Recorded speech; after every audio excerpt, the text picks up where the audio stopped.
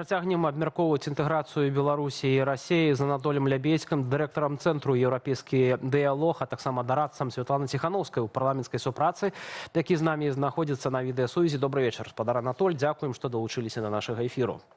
Вітанне, дзякуй за запрашэнне.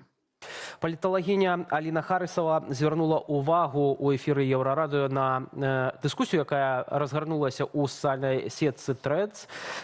Шла размова пра святкаванне дня яднання ў Расіі і Беларусі. Маўляў, усё гэта нагадвае такія каланіяльныя стасункі паміж Расіяй і Беларусю, бо у нас гэта і флешмобы, і пафас, і паказуха, і школьнікі выходзяць, размалёўваюць сябе там у колеры расійскага сцяга, а ў Расіі ніхто і не ведае пра гэтую саюзную дзяржаву. Чаму, спадар Анатоль, насамрэч зусім рознае святкаванне, зусім рознае ўспрыняцце гэтай саюзнай дзяржавы ў Расіі і ў Беларусі? Я б усё ж такі адзначыў, што ёсць агульнае. І агульна ў цэлым, калі мы бяром вот гэтыя памеры, то яно выглядала сціпла нават і ў Беларусі, хаця некаторыя прапагандысты рабілі на гэта акцэнт. І гэтаму ёсць тлумачэнне. Гэта яднанне Лукашэнкі і Пуціна, гэта яднанне пуцінскай думы і лукашэнкаўскай палаты, расійскага ФСБ і беларускага КДБ, але гэта не яднанне людзей, грамадзянаў, падаткаплацельшчыкаў, выбарцаў. І таму базы для святкавання няма ні ў Расіі, ні ў Беларусі. Ну, у Расіі прынята яшчэ да ўвагі тое, што з пачатку 90-х Расія ніколі не глядзела на Беларусь як на незалежную суверэнную краіну. Это быў погляд на тэрыторыю. Вось як на нейкі такі суб'ект, ідэальны варыянт, это як нейкі Татарстан, ці можа там Чачня, але ўнутры Расійскай Федэрацыі. Не выпадкова, што Расія была 50-й краінай, якая усталявала дыпламатычныя адносіны з Беларусю. 50-й. Вось такое было стаўленне. І яно не змянілася па дзень сённяшняй. З беларускага боку сітуацыя выглядала больш складана, бо быў поўны час, калі менавіта Лукашенко выступаў такім тэрмінатарам, таким чалавекам, які рухаў усю інтэграцыю. Але да пэўнага прамежка часу, прыкладна там з сярэдзіны 90-х да 2000-га. Затым гэтага імпэта не было, і наадварот Лукашенко тут займаў такую абарончую пазіцыю. Таму зноў жа падсумоўваючы, свята такое аніякае, таму што яно закранае вельмі вузкае кола грамадзянаў Беларусі і Расіі. Часам прыходзіцца канстатаваць, што Лукашенко, фактычна чалавек, які, можна сказаць, выратаваў беларускі суверэнітэт, адмовіўся ад планаў першапачатковых Расіі увесці агульны парламент, валюту, судовую сістэму. Спадар Анатоль, ці вы пагадзіліся, што менавіта гэтая заслуга Александра Лукашэнкі? Не, ўсё ж такі ўсё выглядае крыху і інакш. Істотна і інакш. Калі Лукашенко быў абраны прэзідэнтам у Беларусі, ён праз даволі хуткі час адчуў, што яму цесна у памерах беларускай канстытуцыі, якую шылі пад Кебіча, і ў Беларусі. І ён паехаў у Расію.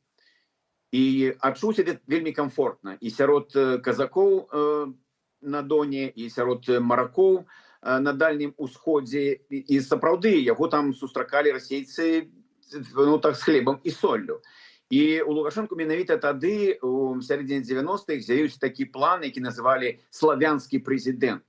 І Лукашенко рэальна быў рухавіком інтэграцыйнага працэса. Ён правёў у Беларусі рэферэндум, вызначыў асноўны такі накірунак, ён быў не абавязковы характар, але ён сказаў, што для нас эканамічная інтэграцыя з Расіяй – гэта стратэгічны накірунак. І далей вось нават і спрабаваў там біць шклянкі, стаканы на падпісанне ўжо саюзнай дзяржавы. Ён рэальна разлічваў на тое, што ён можа легітымізаваць сябе на прасторах расійскай імперыі, і адтуль ужо бачыў сябе такім іграком сусветнага маштабу. Але прыход Пуціна азначаў адно, што расійская эліта не дазволіць чужаку, варагу Лукашэнку прыйсці ў Крэмль і прымерыць на сябе шапку Манамаха. Вось з таго часу ўжо і пачалася іншая сітуацыя, іншы адлік часу, і Лукашенко ўжо абараняўся ад гэтай самай інтэграцыі. Ну, наколькі паспяхова было бачна у вашым сюжэце да 18-го года, калі яго проста не прыціснулі да мура. Спадар Анатолій, Лукашенко не так даўно казаў, што няма такой сілы, якая б магла дараваць Беларусь ад Расіі. Сапраўды няма такой сілы? Такая сіла – гэта свядомы выбар людзей і грамадзянаў. І калі была такая магчымасць даць у Беларусі нейкі час для такой шырокай дыскусіі, а пасля правесці рэферэндум, то я б тут сказаў бы, што якраз гэта і ёсць сіла, якая можа адарваць Беларусь ад Расіі. Усё ж такі, калі была сацыялогія, то 95% людзей на пытанне: вы готовы, каб Беларусь стала часткай Расійскай Федэрацыі, тым жа хаця б Татарстанам ці Чачнёй, адказвалі адмоўна. Так, людзі за тое, каб не было там мяжы ў раёне Смаленска, іх там уначы не падымалі мытнікі. Гэта так, але быць часткай Расіі, суб'ектам Расійскай Федэрацыі, падаўляючая большасць людзей гаварылі не. І таму тут ключавы момант – гэта права выбару у людзей. Калі ён будзе, калі яны змогуць зрабіць свядомы выбар і яго не падмахлююць, не сфальсіфікуюць, то гэта і ёсць шлях, як адарваць Беларусь ад Расіі. На гэтым тыдні Лукашенко пужаў зноўку вайной беларусаў, і відавочна мы ўжо шмат часу назіраем, што сам Лукашенко не гатовы да гэтай вайны, але калі запатрабуе Пуцін мабілізаваць беларусаў, каб дапамагаць Расіі ваяваць супраць Украіны і Еўропы, магчыма, таксама, што зробіць Лукашенко, на ваш погляд? Ці ён далей будзе супраціўляцца, ці супраціўляцца ўжо няма ні сілаў, ні сродкаў, ні сэнсу? Гэты час, там больш за месяц, калі ў Беларусі праз прапаганду показвалі там біцепсы беларускай арміі, беларускага рэжыма, ён у аўтарытарных краінах можа мець некалькі абгрунтаванняў. Першае, гэта робіцца у сітуацыі, калі прыбліжаюцца, напрыклад, выбары.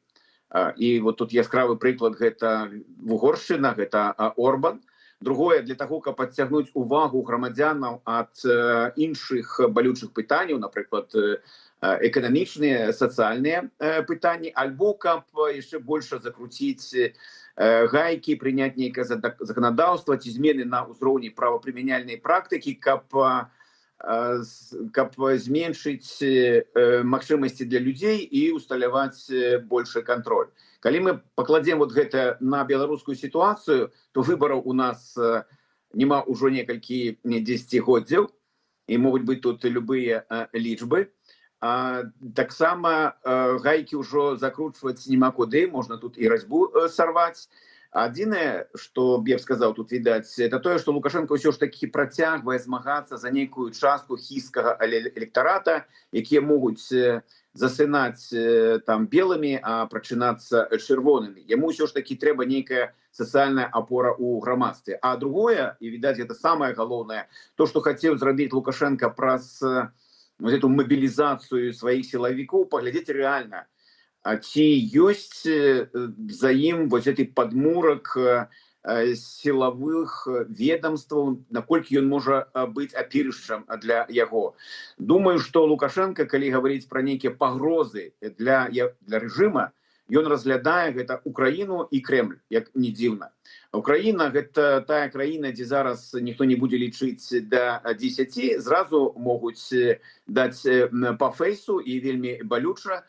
Ну, а Пуцін заўсёды будзе гуляць у сваю гульню. І ён сёння настолькі пасадзіў на кароткі павадок Лукашэнку, што таму сапраўды вельмі дыскамфортна, і мы гэта бачым па яго актыўнасцях на амерыканскім накірунку. Таму ён хацеў з аднаго боку прадэманстраваць, што ён кантралюе сітуацыю і ўсё ж такі зразумець, вось тыя сілавікі, якія вакол яго, гэта яго асноўная сацыяльная база, яны будуць за яго змагацца, яны будуць змагацца за будучыню яго сям'і ці не.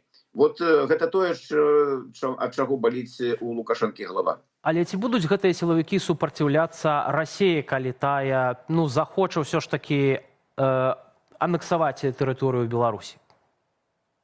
Вось я думаю, што якраз Лукашенко адным з пытанняў таксама хацеў зразумець гэта.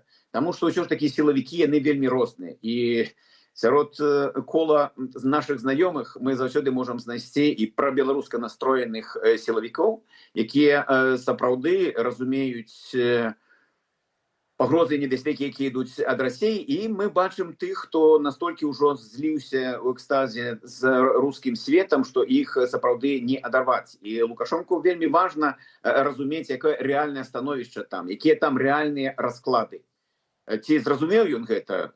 Ну, час пакажа. Але я думаю, што ілюзій тут не павінна быць. Мы можам чуць самыя розныя з вуснаў Лукашэнкі і Пуціна, бачыць гэтыя абнімашкі, але тое, што адбываецца сёння ў беларуска-расійскіх стасунках, гэта паўзучая такая анексія. Яна праяўляецца нават у тым, што, вот, напрыклад, мае знаёмыя у адзін голас пачалі раптам усе гаварыць, што там побач з іх домам ці на леснічнай пляцоўцы з'явіліся рускія. І асноўнае ўспрыняццё гэтага мае адмоўны змест. Гэта таксама можа разглядацца, праз нейкі час стане зразумелым, магчыма, як таксама частка пэўных дзеянняў з боку Крамля. Частку расейцаў перасяліць у Беларусь, і вот гэта будзе сапраўдная пятая калона. Не тыя паўмільёна беларусаў, якіх Лукашенко выцесніў з краіны, а менавіта тыя, хто там прыедуць з Брянска, з Пермі, з Дальняга Востока, там з Краснодарскага края. Сапраўды так можа быць. Спадар Анатоль, дзякуй вялікі за гэтую размову. Анатоль Лябедзька, дырэктар Цэнтру еўрапейскі дыялог і дарадца, Светлана Ціхановская ў парламенцкай супрацы быў з намі на відэасувязі.